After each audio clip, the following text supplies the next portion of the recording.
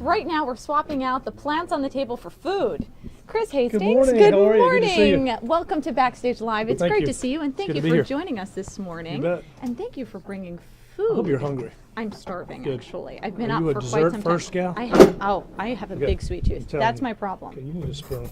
I would love Seriously. a spoon. Okay, let me give this a shot. See, if we're going to talk about food, you got to eat it. So tell me, what is this? This is a raspberry and white chocolate bread pudding. It is ridiculously good, and it's easy. The great thing about this is you can do it at home. Eggs, sugar, cream, little raspberries, some white chocolate, and you're home free. It's great. Oh my gosh, it's amazing. Isn't it How good? did you do this?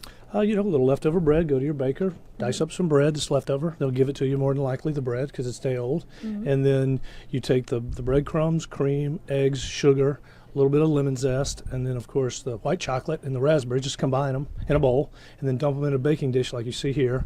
Bake it for about 35, 40 minutes. The custard will set, the eggs and the cream will set. The bread will absorb all of the custard, and as you can see, the raspberries kind of break up a little bit, and so you get the great flavor of the raspberries and then the wonderful white chocolate. It's just ridiculous. How long did this bake for?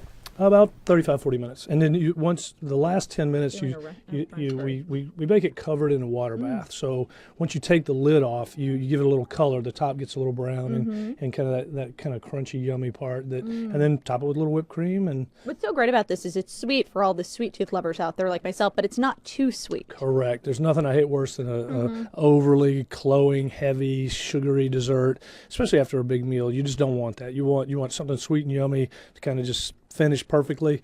Too much sugar is not what you want.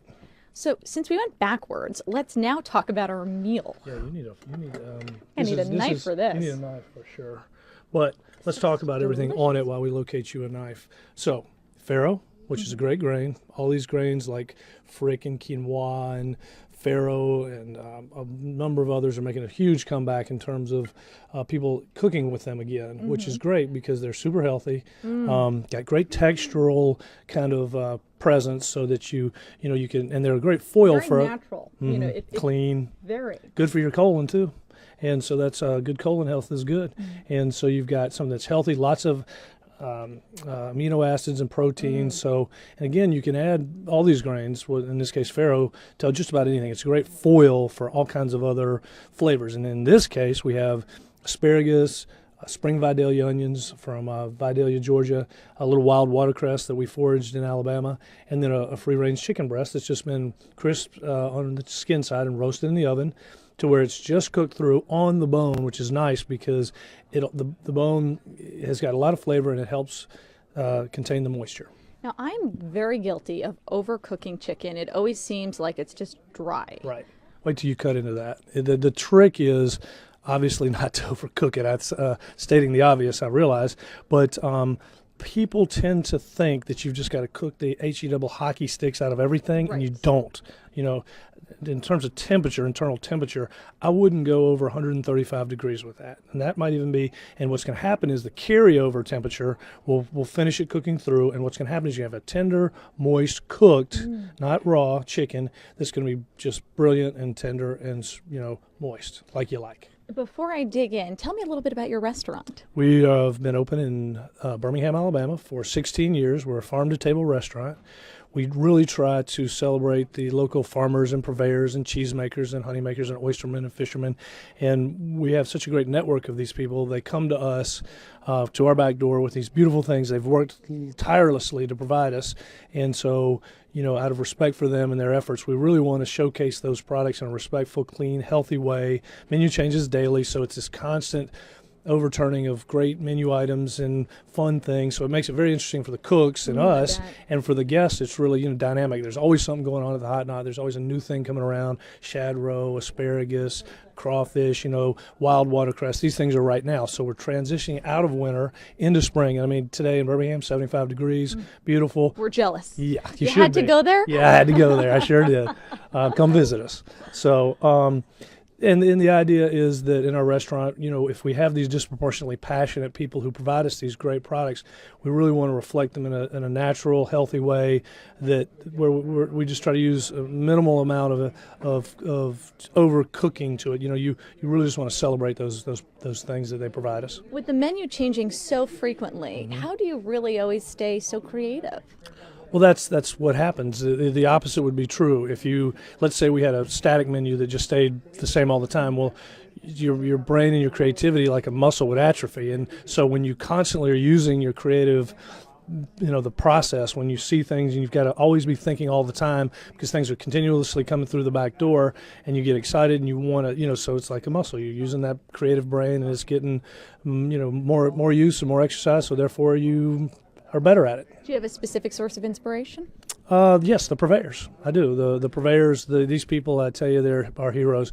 Too often the chefs are fawned over as the heroes in this business, and the true heroes are the people who give their life to raising whatever, chickens or whatever. This is something I like to ask most of our chefs. 5 ingredients up. Lonnie is complaining about, I did, come on in. It's ridiculous. Lonnie. Here, Lonnie. You got to have somebody. We got plenty. Have a little. Awesome. Now, And it's simple. Do you cook at the house, or does your wife? No, not me. That's easy. You It's can not do his this. thing. Now, wait. Do you know, Chef, that we're doing a chat room challenge where we're asking our entire chat room to Okay. create the recipes that chefs here on the Early Show have created. Right. And And which they like best. I think I'm going to try this. You should. Because I'm included in the challenge. You get to. And we do send it as well. pictures. Yeah. This Cool. is something else, but not you haven't even tried the Well, I chicken. don't have a knife. Yes, I just need a bite knife. into it, just No, like I did with the Lonnie, lettuce. I'm not pulling a you. Would you like to do that? Go ahead. I Go ahead. happen to know how good. You don't happen to know. I'll how pull good it apart if you want. Okay. Let's don't bite into it. How about that? Look at this. Let's not get crazy here, kids. Because the funny part about this is, this chicken it's already Wow. been. It's Look at just that. unbelievably moist. It's And not yummy. like that dry chicken thing going on. It's perfect. Pardon my fingers. It's perfect. Can you try that? I You certainly have to. can. I'm All telling right. you, you have to. Here, and You don't have to do the skin if you don't want to, but the skin. I like the skin. Yeah, the skin's really yummy. It's pretty tasty, you know. I didn't See, look, she made the face. That yum face. That my chicken's not overcooked. Yum. Oh yeah, here, Lonnie. Yeah, no, I'm gonna take that. You one. don't want the chicken? Lots of flavor. No, of course I do. I think that's really good. You know what I mean? This is sensational. So before we let you go, though, 5 ingredients that every amateur chef should have in their kitchen. Fresh herbs, a good spice cabinet, proper olive oils. I would say a collection of grains and rices and pastas and things like that, so that you can. These are things that you have in your pantry that you can go to anytime. Also, probably the one thing else that I would add to that, make sure that you have proper. Utensils like a pepper mill, and good sea I love a salt, good whisk. and yeah, Scrambled eggs guy? I'm an egg white omelet man. Okay. egg white omelet. You probably stay in pretty good shape, huh? Kind Kind of have to. We're trying to It's in your biz. fight the battle, man.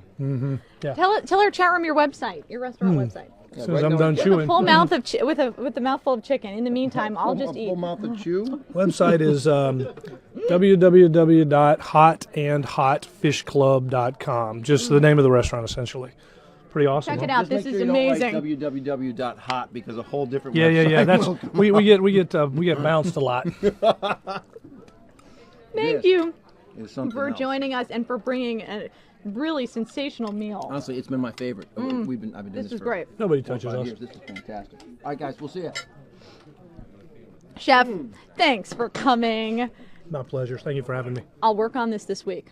I'll keep you posted. You let me know. I might call you on a You call me. lifeline. Hey, look. Oh my gosh, I'm your help me, lifeline. It's burning. Yeah, you need my mobile. You call me and say, will. Chef, help me. I will. I got your I'm number. toast. Yeah, you got my number.